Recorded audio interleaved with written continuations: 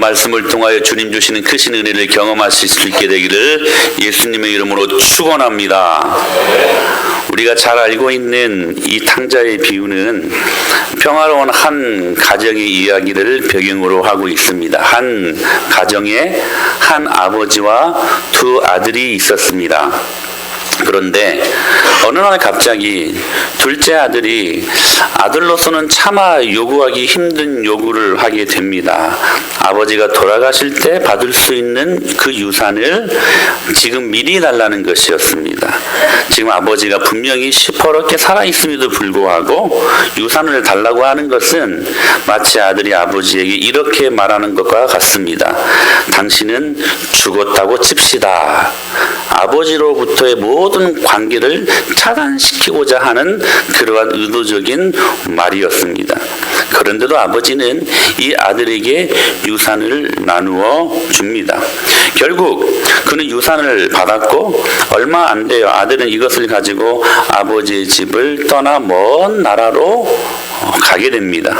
이 아들이 아버지 유산을 당당히 요구했을 때 그의 마음속에는 아버지와의 어떤 관계에 대한 즐거움이나 기쁨 같은 것들은 아예 없었습니다.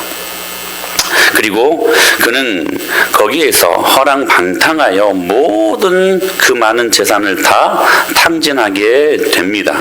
때마침 그 나라에 흉년이 임했고 그는 끼니를 잊지도 못한 만큼 비참한 굶주림의 상태에 놓이게 되는 것입니다. 결국 그는 그 지방의 어떤 집에서 더부살이를 하게 되었고 그리고 그 주인은 그를 들판으로 보내 유대인들이 가장 가증스럽게 여기는 돼지를 치는 목부로서의 삶을 살게 되는 것이었습니다. 여러분, 이 비유는 우리가 굉장히 많이 들었던 일명 탕자 비유입니다.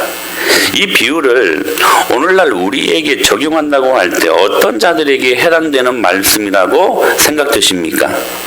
우리는 흔히 이렇게 아버지 집을 멀리 떠나 그렇게 허랑방탕한 자녀들은 쉽게 생각하면 교회도 잘 출석하지 않고 세상에서 악을 일삼는 방탕한 인간이라고 그렇게 지금까지 생각해 왔습니다. 그러나 오늘 본문에서 말씀하는 방탕한 삶이 꼭 그런 것만 원하는 것일까 하는 질문을 하게 됩니다. 여러분, 오늘 성경에서 말씀하는 허랑방탕한 삶이란 무엇일까요? 어떤 면에서 여러분 이 탕자의 이 허랑방탕함은 우리의 모습과는 조금은 거리가 멀어 보이는 것 같기도 합니다. 우리는 매주일 예배에 출석하잖아요.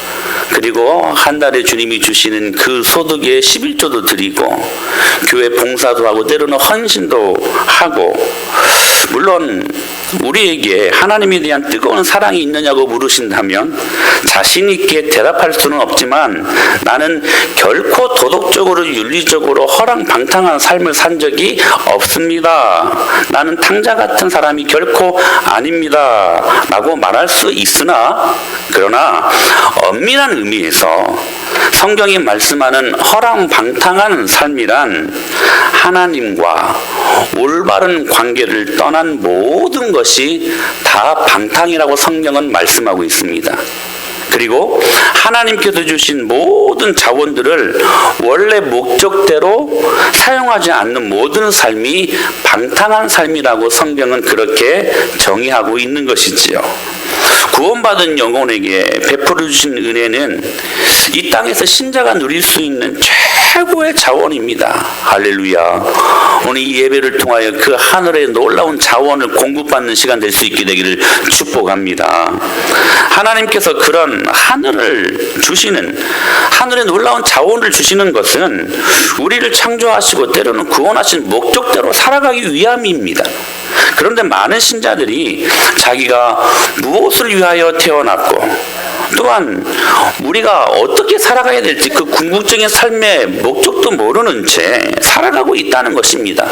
그 사람들은 하나님의 나라와 하나님의 영광과는 상관이 없는 삶을 살아가는 것, 이게 모두가 허랑방탕한 삶의 모습이라는 것입니다.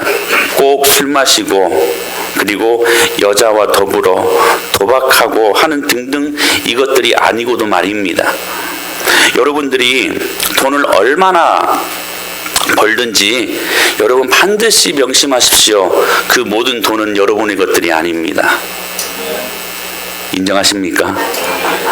여러분, 여러분이 받은 은혜가 얼마나 크든지 그 은혜는 여러분의 것이 절대로 아닙니다.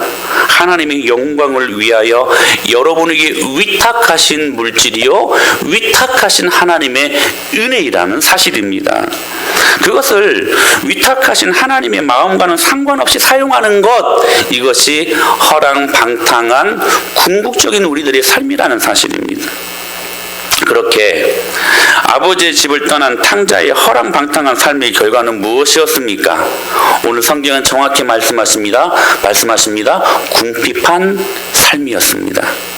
예전에 그 아버지의 집에서 많은 재산을 가지고 와서 허랑방탕하게 지내며 허비하였고 또한 때마침 그 먼 나라에 기근까지 임했습니다. 하늘 수 없이 그는 유대인으로서 가장 가증히 여기는 동물이었던 돼지를 치는 목부의 일자리라도 감지덕지였고, 또한 그 일을 했어도 입에 풀칠할 수가 없어서 돼지의 사료인 쥐염 열매라도 먹고자 하였던 것입니다. 그러나 그것마저도 먹기가 쉽지 않았습니다. 사랑하는 여러분, 오늘 이 말씀을 보시면서 우리가 분명하게 다시 한번 경각해야 될 말씀의 교훈은 무엇인가? 하나님을 떠난 모든 인간의 최후는 여러분 궁핍이라는 사실입니다. 왜 부러울 것이 없는 유복한 가정의 이 아들이 왜 이런 불행한 처지가 되었습니까? 여러분, 아버지 바깥에서 행복을 찾아보려고 했기 때문이라는 사실입니다. 좀 꺼주시겠어요? 죄송합니다. 여러분, 결국 흑암 인생입니다.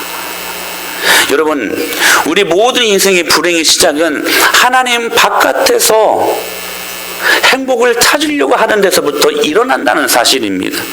흑암 인생이에요. 여러분, 흑암 인생의 결론이 뭡니까? 가시덤불과 엉겅퀴만 내는 인생입니다. 밭을 갈아도 열매가 없습니다. 그런데 심각하게 우리가 생각해야 될 것들은 오늘 이 말씀은 결코 교회 밖에 있는 사람들에게 하는 말씀이 아닙니다. 당시 종교 지도자들인 여러분 사두개인과 바리새인들에게 하는 말씀이셨습니다. 무슨 말씀이에요? 지금 예수님 믿는다고 말하는 우리들에게 하시는 말씀이라는 사실입니다. 그런데 오늘 교회 안에 이런 탕자들이 참 많은 것 같습니다. 그래서 여러분, 몸은 떠나 있지 않지만, 그래서 오늘 또 여러분의 몸을 이끌고 이 자리에 나와 이 예배 자리에 앉아 있지 않습니까? 그런데 중요한 것은 우리의 몸은 아버지의 집에 와 있지만 우리의 마음까지는 아직 오지 못했다는 사실들 앞에 오늘 이 본문을 우리가 새롭게 볼 수 있어야 된다는 사실입니다. 그래서 여러분, 그들에게 있어서 예배는 견딤의 시간들이 되고, 예배가 끝나고 집으로 돌아가는 시간이면 교회에 올 때보다 더 차갑게 굳어진 싸늘한 마음을 가지고 집으로 돌아가는 아픔을 경험하게 된다는 사실입니다. 이 모두가 몸은 왔지만 마음까지는 아직 따라오지 못한 우리들의 예배의 결과입니다. 사랑하는 여러분, 여러분의 몸이 와 있듯이 여러분의 마음도 이 자리에 와 계십니까? 와 계십니까? 여러분, 마음도 함께 드릴 수 있는 예배가 되어야 될 줄로 믿습니다. 근데 우리의 몸은 와 있지만 우리의 마음이 떠난 사람들이 얼마나 많이 예배당 안에 있는가 하는 것입니다. 사랑하는 여러분, 거룩한 주일에 드리는 예배는 얼마나 놀라운 축복이 담겨져 있냐면 우리 자신이 신랑 되신 예수님이라고 말씀하시잖아요. 예수님이 우리의 신랑 되신다고 계시라고 말씀을 하시는데, 우리가 주일에 드리는 이 예배는 우리 자신이 신랑 되신 예수님의 신부이자 몸의 일부라는 사실들을 확인하는 시간이 여러분 예배하는 시간입니다. 그러므로 결코 놓칠 수 있는 시간이 아니라는 사실입니다. 저의 사랑은 저 허물과 죄악은 많지만 그럼에도 불구하고 제 신랑 되시는 예수 그리스도 한 분뿐이십니다라는 것을 고백하며 다시 확인하며 그분과 연합하고 그분과 하나 되기를 갈망하는 시간들이 주일 예배드리는 우리들의 시간들이 되어야 한다는 사실입니다. 그런 의미에서 예배는 몸과 마음이 함께 드릴 때 주님이 기뻐 받으시는 것입니다. 저는 오늘 참 감사합니다. 우리 사랑하는 혜인이 주원이가 어제 우리 단체 카톡방에서도 확인했듯이 이 아이들이 지금 아픈 상태에 있거든요. 장염으로 어제 병원에 입원한 상태입니다. 근데 우리 혜인이가 그랬다고 그래요. 오늘 입원하면 내일 예배 드리지 못하는 거 아니냐고 하면서 펑펑 울더래요. 그래서 여러분 오늘 외출증을 끊고 이렇게 나와 하나님을 예배하는 복된 우리 주원이 우리 혜인이 주님 이름으로 축복합니다. 할렐루야. 여러분 이렇게 주님을 위해 예배하는 자리로 우리의 마음과 몸이 함께 드릴 때에 주님은 그 예배를 분명히 받으시고 이 아이들의 인생 가운데 우리의 모든 인생들 가운데 품어주시는 주의 신령한 은혜를 경험하게 하실 줄로 믿습니다. 그런데 왜 모든 행복이 하나님 안에 있음에도 불구하고 우리는 주님 밖에서 행복을 찾기 위하여 그렇게 바둥바둥 살고 있는 것인가요? 불순종하는 삶은 여러분 기억하십시오. 이미 받은 수많은 축복들을 여러분 탕진케 하는 것입니다. 하나님께서 우리에게 얼마나 많은 복을 주셨습니까? 근데 여러분 하나님 밖에서 살려고 하는 그 불순종의 모습들을 통하여 지금까지 받은 수많은 축복들이 다 탕진되고 있다는 사실이에요. 그러므로 오늘 결국 하나님을 떠나는 모든 사람들이 결국은 궁핍이라는 사실들을 오늘 이 본문을 통해서 다시 한번 선명하게 확인할 수 있어야만 될 것입니다. 이렇게 둘째 아들은 더러운 우리에서 대지를 치는 목부의 신세가 되어버렸고 결국 어물로 범벅이 되도록 노동만 해야만 했던 그러한 둘째 아들이 되어버렸습니다. 결국은 돼지가 먹는 쥐염 열매라도 허기진 배를 채울 수 없는 그것마저도 얻을 수 없는 그렇게 만신창이가 되어버린 둘째 아들의 모습을 발견하게 되더라는 것입니다. 사랑하는 여러분, 이게 우리의 비극 아닙니까? 한 가지 질문하고 싶어요. 그런데 왜 우리는 항상 모든 것을 잃어버린 후에야 아버지를 생각하는 것일까요? 여러분 이것이 우리의 비극 아닙니까?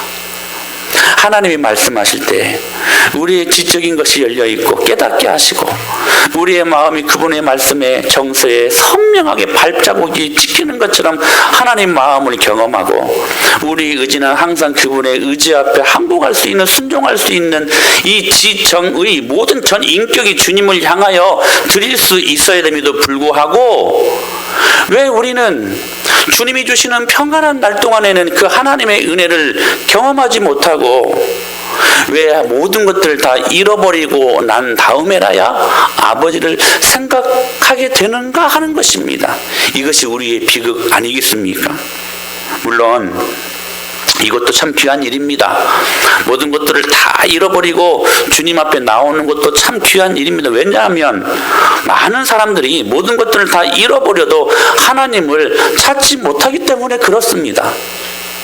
물론 이 자체도 참 중요한 일이지만 그러나 모든 것을 탕진하고 잃기 전에 우리가 이 하나님의 은혜를 유지할 수는 없는 것일까 하는 것입니다. 저는 개인적으로 여러분이 요한복음 10장 10절의 말씀처럼 내가 온 것은 예수님이 하시는 말씀이 내가 온 것은 양으로 생명을 얻게 하고 더 풍성히 얻게 하려 하심이라 하시는 말씀대로 살 수 있게 되기를 축복합니다. 어떤 목자가 사랑하는 양떼들이 궁핍하며 처절하게 비극적인 삶을 사는 양떼들을 보는 그 모든 삶을 여러분 즐거워하며 보는 목자들이 어디가 있겠습니까? 저는 예수님이 말씀하셨던 것처럼 여러분들의 생명을 얻게 하시고 그 생명 안에 더 풍성한 하나님의 삶을 살 수 있게 되기를 간절히 축복합니다. 그러므로 여러분, 우리가 모든 것들을 다 탕진하고 잃어버리기 전에 하나님의 은혜를 유지할 수 있는 방법이 하나 있습니다. 바로 회개하는 것입니다. 여러분의 마음을 돌이키는 것입니다. 회심이라고도 하는 것이죠. 사랑하는 여러분, 이게 죄를 멸하기 위해 성탄하신 예수님의 은혜를 경험하는 가장 강력한 도구입니다. 그런 의미에서 둘째 아들은 철저하게 실패를 경험하고 다시 아버지 집으로 돌아와 새로운 화목을 되찾기까지 그가 경험한 회심의 과정을 오늘 본문은 세 가지로 요약하며 우리들에게 전달하고 있습니다. 하나는 탕자의 회심의 3단계입니다. 죄에 대한 깨달음이었습니다. 우리 18절로 19절 말씀을 같이 한번 보실까요? 시작. 내가 일어나 아버지께 가서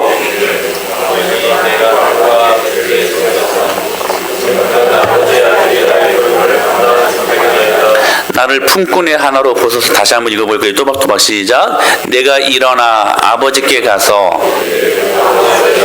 하늘과 아버지께 죄를 지었사오니 지금부터는 아버지의 아들이라 일컬음을 감당하지 못하겠나이다. 나를 품꾼의 하나로 벗어서 하리라 하고. 자, 보십시오. 이제까지 탕자는 살아계신 아버지에게 감히 유산을 달라고 하는 것이 잘못이라고 생각하지 않은 것 같습니다. 그것을 가지고 먼 나라에 가서 다 허비하는 것이 그릇된 일이라고 생각하지 않은 것 같습니다. 그러나 가졌던 모든 것들을 다 잃어버린 후에 죽을 고비에까지 이르게 되자 그는 자신의 모든 행동이 얼마만큼 잘못되었는가를 깨닫게 되었다는 사실입니다. 사랑하는 여러분, 회개의 첫 번째 단계는 깨닫는 것입니다. 무엇을 깨닫는 거냐면 죄를 깨닫는 거예요. 자기가 얼마나 몹쓸 죄인인가, 이 죄를 깨닫는 것이 여러분 은혜의 첫 출발점임을 믿으시길 바랍니다. 첫 시작이에요. 그러면 이렇게 고백하잖아요. 내가 하늘과 아버지께 죄를 지었사오니. 여러분, 지금 이 탕자에게 아주 중대한 변화가 일어난 것입니다. 아버지를 생각했을 뿐만 아니라 그보다 먼저 하나님을 생각하게 되었다는 사실이에요. 그러니까 지금 자신의 허랑방탕한 이 삶이 단지 아들로서 아버지께만 죄송했던 것이 아니라 사람으로서 하나님께서 도무지 할 수 없는 일을 했다는 이 모든 일에 대한 깊이 있는 깨달음이었다는 사실입니다. 몸은 교회에 나오고 그래서 여러 가지 많은 일도 하고 봉사도 하지만 사실상 회개 없이 살아가는 사람들은 먼저 사랑의 하늘 아버지를 마음으로 버린 것을 깊이 깨달을 수 있어야 될 것입니다. 그러므로 육체뿐 아니라 마음까지 하나님의 집으로 돌아가기 위해서는 여러분 기억하십시오. 죄에 대한 깨달음이 없이는 절대로 불가능한 일이라는 것입니다. 몸으로는 긴 세월 동안 교회를 다니고 있으면서도 마음으로는 아버지 집에 들어가지 못하는 것이 무엇 때문일까요? 그것은 여러분 자신의 죄를 정직하게 인식하지 못한 결과입니다. 하나님 밖에서 때로는 행복해지기를 원하고 그렇게 허랑방탕한 삶을 살았던 것들에 대한 모든 죄를 깊이 인식하고 깊이 뉘우치지 않고서는 아버지의 집으로 우리의 마음까지는 도무지 갈 수 없다는 사실입니다. 우리는 지난주에 죄의 특성에 대해서 5가지로 살펴보았습니다. 여러분 혹시 생각나십니까? 죄는 우리에게 어떤 특성을 줍니까? 죄는 성장하려고 합니다.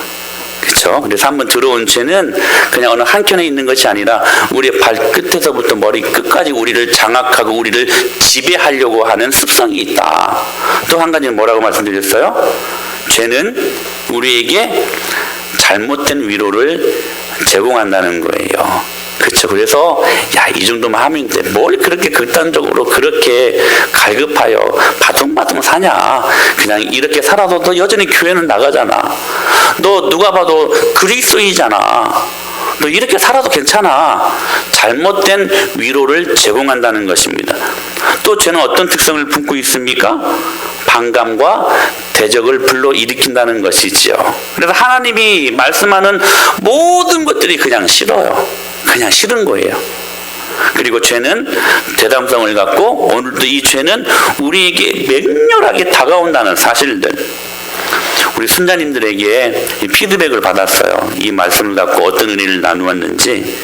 근데 이 5가지 카테고리 안에 우리 여성 목장들의 안에서는 가장 이렇게 죄가 이렇게 마음으로 다가오는 경우가 뭐냐면 그 죄가 주는 잘못된 위로. 여기 자주 넘어간다라고 이야기를 했고, 우리 남자들은 반감과 대적하는 것들, 여기에 자주 넘어간다라고 이렇게 피드백을 해 주었습니다. 근데 여러분, 저는 참 감사했어요. 여러분, 우리로 하여금 죄에 대해서 깨닫게 하셨잖아요.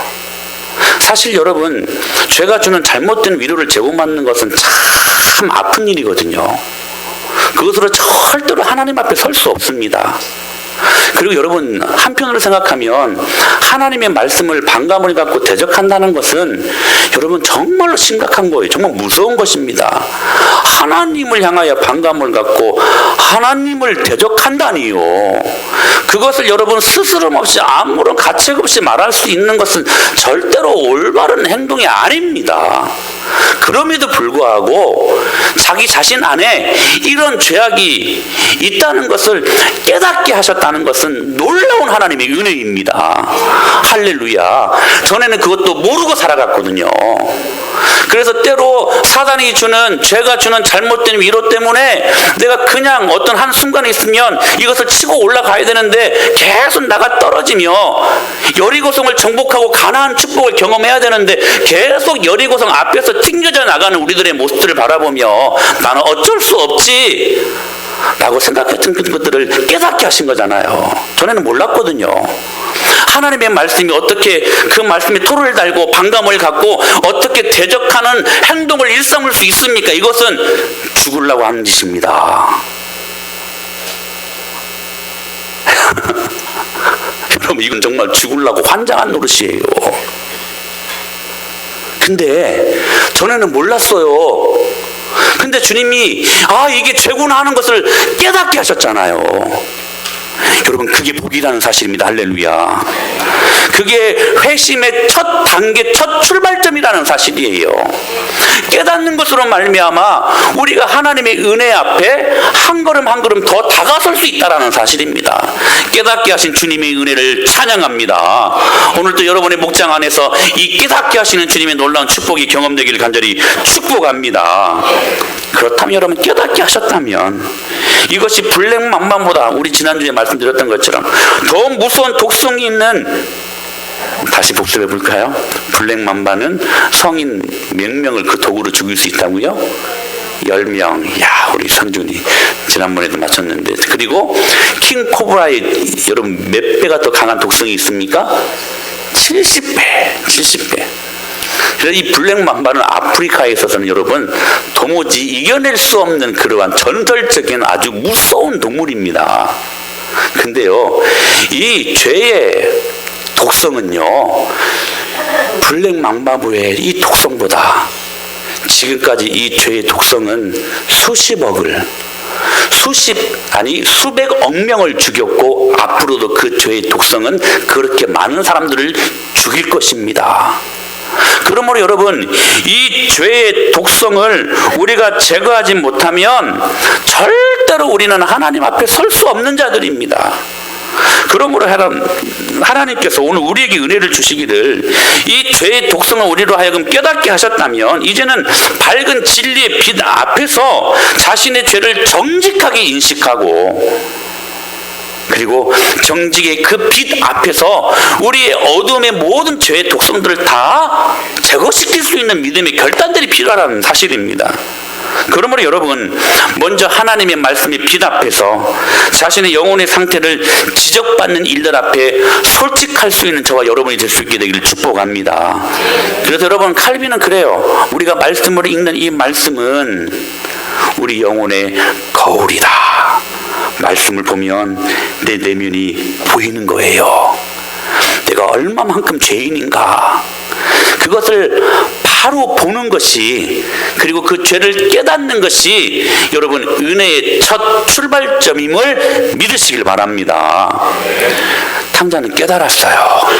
자기가 얼마나 잘못된 일들을 하고 페루나처럼 그렇게 살았는가에 대한 올바른 죄에 대한 깨달음이 있었다는 사실입니다. 그리고 탕자에게 있었던 이 회심의 두 번째 단계는 바로 마음의 낮아짐이었습니다. 우리 19절 말씀 같이 한번 보실까요? 시작. 지금부터는 아버지의 아들이라.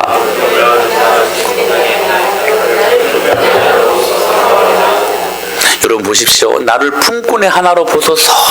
지금부터는 아버지의 아들이라 일컬음을 감당하지 못하겠나이다. 나를 품꾼의 일꾼 중에 하나로 그냥 그렇게 봐주셔도 저는 감지덕지입니다라는 고백입니다. 여러분, 이 탕자의 고백이 얼마나 놀라운 변화 있는 여러분 고백입니까? 아버지 집을 떠나기 전 그는 자신이 물려받을 그 유산을 요구하며 그렇게 자신만만해했던 그가 처절한 실패를 경험하고 난 뒤에 자신이 참으로 아버지의 자비로만 살아갈 수밖에 없는 연약하고 하염없이 부족한 자라는 사실들을 깨닫게 된 것입니다. 그리고 그렇게 죄를 깨닫고 그가 경험한 마음은 낮아진 겸손한 마음이었다는 사실이에요. 여러분들에게 질문합니다. 여러분, 무엇이 교만일까요? 유다서 1장 6절에 이렇게 가르쳐주고 있죠. 시작. 또 자기 주의를 지키지 아니하고 자기 처소를 떠난 천사들을 큰 날의 심판까지 영원한 결박으로 흑암에 가두셨으며, 천사장 루시퍼 루시엘이 하나님을 찬송해야 될, 하나님께 영광을 올려야 될 그가 그 영광을 자신의 것으로 취해버렸습니다. 그러니까 그 교만한 마음을 하나님께서 보시고 흑암으로 가둬버리셨습니다. 근데 그 루시엘의 지금 모습을 어떻게 표현하고 있습니까? 자기 지위를 지키지 아니하고 자기 처소, 자기 자리를 떠났다는 사실이, 여러분, 교만이 뭡니까? 하나님이 지정해 주신 그 자리를 떠나는 것입니다. 그게 교만입니다. 반대로 여러분, 그렇다면 겸손이란 무엇일까요? 겸손은 무엇일까요? 반대로 생각하면 되겠죠. 자기 자리를 지키는 것입니다. 자기 자리에 앉아 있는 것입니다. 여러분, 인간에게 참된 행복은 하나님이 자신을 창조하신 자리로 돌아가는 것에 있습니다. 예를 들면, 자, 여러분들에게 지금 자녀가 있는데 학생이에요. 근데 이 부모인 여러분은 그 아이가 지금 어떤 일을 하기를 원하실까요? 공부 열심히 하고, 그리고 나이가 되면 같이 평균 연령대대로 키도 크고 잘 성장을 하고 영적으로도 풍성해져서 하나님을 닮아가는 그런 삶을 사는 것이 모든 부모들의 여러분 소원 아니겠습니까? 그런데 갑자기 이 아이가 공부는 하지 않고 돈 버는 재미에 푹 빠졌다고 한번 생각을 해 보십시다. 우리 사랑하는 선준이가 선준아, 내가 너를 예를 들어서 미안하다. 공부를 열심히 잘하는 아이인데, 만약에 가령이 선준이가 갑자기 자기가 어떤 샵을 열겠다는 거예요. 햄버거 가게를 하겠다는 거예요, 이 아이가. 그래서 돈은 많이 벌어옵니다. 돈을 많이 벌어오면 여러분 좋습니까? 물론 좋아할 사람들도 있을 것입니다. 근데 여러분, 정상적인 부모라면 이 나이대에 공부하고 잘 성장하는 자녀들을 보는 것을 원하는 것이지, 갑자기 이 아이들이 여러분 그 자리를 떠나서 돈 많이 벌어온다고 기뻐할 부모는 없다는 것입니다. 사랑하는 여러분, 모든 만물에는 자기 자리가 있다는 것입니다. 물고기는 여러분 언제 가장 자유롭고 가장 행복해합니까? 물 속에 있을 때입니다. 여러분, 새는 언제 가장 자유롭고 여러분 가장 행복해 보입니까? 저 하늘을, 저 창공을 활을 날아갈 때가 가장 자유롭고 가장 행복해 보이는 것입니다. 이처럼 인간은 하나님께서 원하시고 또 지정해 주신 자리에 있을 때에 비로소 행복할 수 있게 된다는 사실입니다. 그리고 하나님도 그를 통하여 그 일들을 통해 영광 받으실 수 있다는 것입니다. 그리고 인간은 그 자리에 있을 때 가장 아름답게 빛나는 것입니다. 그러니까 지금 탕자가 있어야 될 그 자리는 어떤 자리였습니까? 아버지의 집이었습니다. 아버지의 집을 떠나는 것부터 자체가 불행의 시작이었고 궁핍의 시작이었다는 사실입니다. 그리고 이 하나님의 놀라운 축복을 경험해야 됨에도 불구하고 그 자리를 떠남으로 말미암아 인생이 겪어야 되는 수많은 많은 아픔들, 그런 탕자가 지금 자기가 있어야 할 그 자리를 떠나 비참하게 된 자신을 지금 보게 된 거예요. 깨닫게 된 것입니다. 그리고 이렇게 하늘과 아버지에게 죄를 지은 것을 굉장히 부끄럽게 생각하고 또한 가슴 아파합니다. 그리고 그 아버지와의 관계를 그리워하는 마음이 푹 들었고 품꾼이 되어서라도 아버지 집에서 살면 좋겠다고 생각을 한 것입니다. 그렇게 그는 하염없이 낮아진 마음을 갖게 된 것입니다. 사랑하는 여러분, 죄를 깨달았습니까? 그렇다면 오늘 이 귀한 시간에 결단하시길 바랍니다. 여러분이 있어야 될 그 자리로 다시 컴백홈 하시기를 바랍니다. 할렐루야. 그게 겸손입니다. 그때 우리는 가장 자유로울 수 있고 그때 우리는 가장 행복한 삶을 살 수가 있게 되는 것입니다. 다시 말씀드립니다. 은혜의 자리로 나아오십시오. 할렐루야. 말씀의 자리로 나아오십시오. 말씀의 자리로 나오실 때 몸만 나오지 말고 마음도 함께 가지고 나올 수 있게 되기를 축복합니다. 그때 그 사람들에게 열린 그 예배는 여러분 안에 하늘의 모든 신령한 축복들을 다 부어주시는 은혜의 시간이요. 그 은혜를 머금고 일주일을 살아갈 때 비록 우리 앞에 여러 유혹과 시험과 아픔과 여러 많은 걸림돌이 있지만 그것들을 이기며 승리할 수 있는 하늘을 경험할 수 있는 일주일이 되게 하실 줄로 믿습니다. 그리고 그 받은 은혜를 또 주일날 주님 앞에 그 은혜를 드리고 축복을 드리고 그 선물을 드리고 그 열매를 드리고 또 하나님이 주시는 그 은혜를 경험해 또 일주일을 살아가는 선순환의 역사가 여러분의 삶 가운데 일어날 수 있게 되기를 축복합니다. 여러분, 악순환이 일어나는 인생을 살지 마십시오. 선순환이 일어날 수 있게 되기를 축복합니다.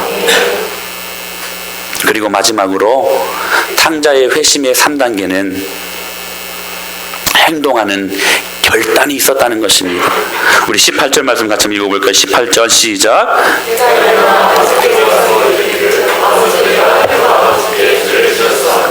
사랑하는 여러분, 탕자는 스스로에 이르기를 깨닫고 낮아진 마음만 체험했을 뿐만 아니라 이제는 그가 결단합니다. 일어났습니다. 할렐루야. 오늘 어찌 보면 오늘 우리에게 요구하시는 말씀이 이 말씀 같습니다. 일어나시기를 바랍니다. 일어나서 그리고 여러분 그가 아버지께 갔다고 이야기합니다. 이게 회심입니다. 할렐루야. 그러니까 효심은 깨닫고 낮아진 마음에서만 머무는 것이 아닙니다. 일어나서 다시 아버지께로 걸어가는 것까지가 회개요 회심이라는 사실입니다. 오직 그것이 자신의 모든 불행한 삶을 행복으로 인도하는 길이라고 믿었던 것입니다. 나머지는 그리 중요한 것이 아니었습니다. 여러분, 저는 이 탕자의 위대함을 여기서 발견합니다. 내가 아버지께로 돌아가야 하는 것이 틀림없지만 내 힘으로 돌아가기는 너무나 먼 길을 떠나왔다. 또 내가 아버지 집으로 돌아가기로 결심은 했지만 과연 그 떠나온 집으로 돌아갈 때 몰골을 가지고 가면 얼마나 초라할까. 집을 떠날 때는 좋은 옷을 입고 떠나왔는데 돼지같이는 막부에 그 옷을 입고 다시 집으로 돌아가려니 얼마나 창피했겠습니까. 그 몰골을 볼 때 아버지가 뭐라고 말할 것이고 형님이 뭐라고 말할 것인가, 내 주인 동료 친구들이 뭐라고 말했을 것인가, 여러 가지 복잡한 그러한 신경들이 있었을 것입니다. 그러나 이 일들로 탕자는 절대로 머뭇거리지 않았습니다. 사랑하는 여러분, 회심은 머뭇거릴 수 있는 일이 아닙니다. 그리고 미룰 일도 아닙니다. 오늘 하는 것입니다. 지금 하는 것입니다. 오늘 여러분의 몸이 이 자리에 나왔지만 여러분 마음을 함께 주님 앞에 드리시기를 바랍니다. 오늘 이 자리가 여러분 회심의 기적이 일어나는 시간 될 수 있게 되기를 축복합니다. 오직 돌아가야 될 고향집과 오직 다시 회복해야 될 아버지와의 관계만 생각했다는 사실입니다. 여러분 신앙은 있는 모습 그대로 가는 것입니다. 여러분 죄악이 있지만 그 죄악을 갖고 주님 앞에 나아가는 것이 여러분 신앙입니다. 죄 있는 상태로 여러분 뚜벅뚜벅 오늘도 머뭇거리지 마시고 그분께로 걸어갈 수 있게 되기를 주님의 이름으로 축복합니다. 결국 여러분 회심은 하나님과 세상을 겸하여 사랑하고 싶은 우리들의 마음에서 내가 이제는 하나님 한 분만 사랑하고 내가 하나님 한 분만 내가 섬기겠다고 하는 사랑의 대상을 바꾸겠다는 믿음이 결단입니다. 사랑하는 여러분, 신자들은요 하나님을 버리고 세상을 택하고 싶은 것이 아닙니다. 여러분 이렇게 왔잖아요. 몸은 왔잖아요. 그러니까 여러분 신자들이요 특히 이스라엘 백성들이 그 구약 성경에 기록된 많은 이스라엘 백성들이 여러분 하나님을 버린 게 아니었어요. 하나님 성전에서요 하나님도 섬겼습니다. 그리고 바알도 섬겼습니다. 하나님을 아예 버리고 바알을 섬겼던 게 아니었어요. 하나님도 섬기고 세상이 주는 쾌락과 즐거움을 주는 신도 같이 섬겼다는 거예요. 여러분 비단 이스라엘 백성들의 모습일까요? 아니요. 지금을 살고 있는 우리들도 역시 마찬가지 마음을 갖고 있다는 거예요. 우리가 어떻게 하나님을 버립니까? 그건 말도 안 되지요. 오늘 우리 중에 하나님을 버리겠다고 말하는 사람 그렇게 자신만만해 할 수 있는 사람이 있습니까? 아니요. 중요한 것은 뭐냐면 하나님 버리지 않는데 세상도 버리지 않겠다는 거예요. 하나님도 사랑하고 세상도 똑같이 사랑하고 싶다는 거예요. 예수님 우리에게 뭐라고 말씀하셨어요? 너희가 하나님과 재물, 세상을 겸하여 섬길 수 없다는 거예요. 하나님만 섬기든지 재물만 섬기든지 세상만 섬기든지 둘 중에 하나만 하게 되어 있다는 사실입니다. 그래서 여러분 그런 이 사람들은 하나님도 사랑하고 세상도 사랑하겠다는 것인데 그래서 여러분 이 사람들의 그 특징을 보면 그들은 절대로 한 번도 여러분 하나님을 버린 적이 없다고 생각을 합니다. 동시에 이 말씀이 중요해요. 한 번도 하나님을 사랑하거나 존중해 본 적도 없는 사람들입니다. 이해가 되십니까? 하나님을 버린 적이 없다고 생각을 해요. 근데 이 사람들은 하나님을 버린 적은 없지만 그렇다고 해서 하나님을 사랑하거나 하나님을 공경해 본 적도 없다는 거예요. 혹 저와 여러분의 모습이 아니냐는 것입니다. 사랑하는 여러분, 그런 이스라엘 백성들에게 왜 하나님을 버렸냐고 하나님께서 책망을 하시자 폐역한 그들이 하나님께 이렇게 항의합니다. 우리가 언제 하나님을 버렸습니까? 우리가 언제 하나님을 멸시했습니까? 우리가 언제 주의 이름을 등한히 하고 주님을 섬기지 않았습니까? 그러나 하나님께서 그렇게 말씀을 하시는 거예요. 나만 사랑하지 아니하면 그것은 나를 버린 것이고 나만 섬기지 아니하면 그것은 나를 멸시하는 것이다. 사랑하는 여러분, 하나님은 하나님만 사랑하기를 원하십니다.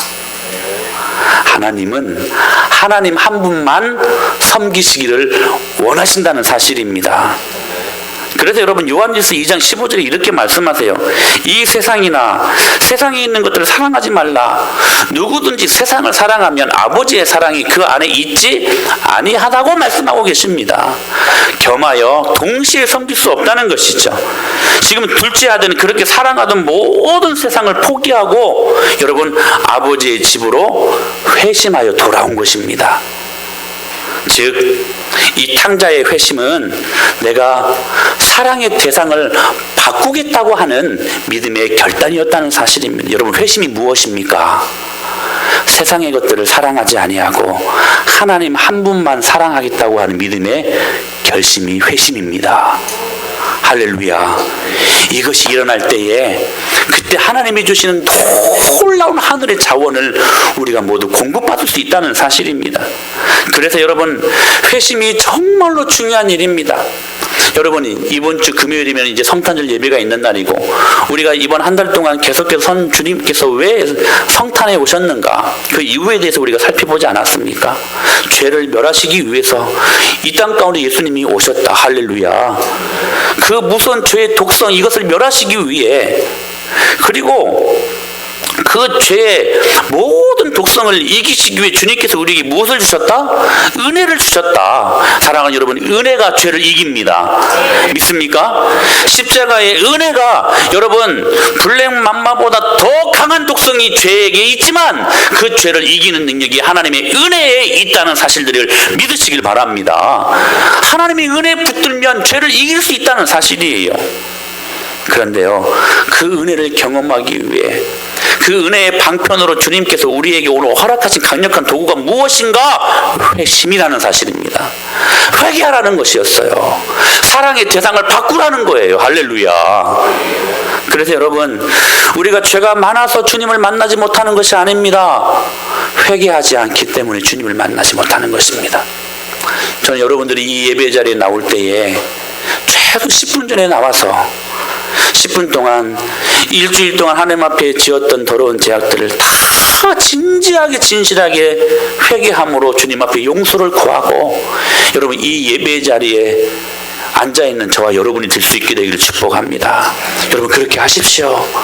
죄가 해결되지 아니하고 회개하지 아니하고 주님을 만날 수는 없습니다. 그러니까 몸만 올 뿐이지 마음까지는 오진 않는 것입니다.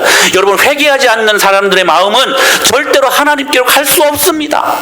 그래서 매일매일 매주 우리가 예배에 나오지만, 그러나 마음까지는 옳지 않기 때문에 말라기에서 그렇게 고백하는 것처럼 계속 여러분 그 성전의 마당만 밟고 돌아갈 뿐인 것입니다. 여러분, 기억하십시오. 소돔 땅이 죄가 많아서 멸망한 게 아닙니다. 여러분, 반드시 기억하십시오.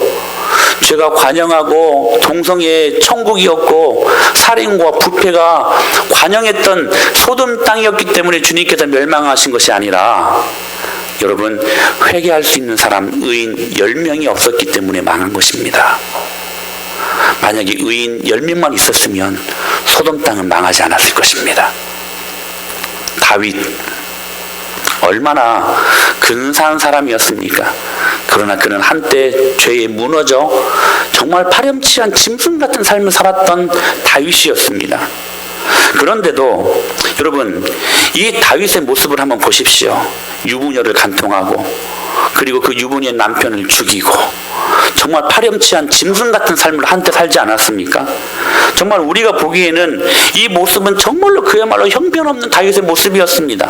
그런데 왜 성경은 다윗을 하나님 마음에 이처럼 합한 사람이 없었다라고 칭찬 일색일까요? 우리 같으면 충분히 비판할 수 있을 것 같아요. 그런데 하나님은, 성경은 다윗을 평가할 때에 한 번도 사용하지 못한 말, 이 사람은 내 마음에 합한 사람이다. 저는 저와 여러분과 우리 교회가 이러한 주님의 마음에 합한 교회 성도들 될 수 있게 되기를 축복합니다. 근데 다윗이 그 칭찬을 받았다는 거예요. 정말 개처럼 살았습니다. 짐승같이 살았습니다. 근데 왜 이 칭찬을 받을 수 있었을까요? 이유는 딱 한 가지입니다. 한때 불순종으로 넘어진 적은 있었지만, 그러나 그가 그 죄를 깨닫고 낮아진 마음을 갖고 주님 앞에 진실되이 가슴 찢어지는 회개가 있었기 때문에 이 주님의 칭찬을 경험할 수 있었던 것입니다. 사랑하는 여러분, 주님께로 돌아오시기를 바랍니다. 사랑하는 여러분, 주님께로 돌아오시기를 바랍니다. 애끓는 심정으로 여러분들에게 권면합니다. 주님께로 돌아오십시오. 세상의 것들을 그만 사랑하고 이제 하나님 한 분만 사랑하는 저와 여러분이 될 수 있게 되기를 축복합니다. 그렇게 결단하여 아버지 집으로 돌아왔더니 여러분 이 아버지의 반응을 한번 보십시오. 우리 같이 20절 말씀 읽어볼까요? 시작.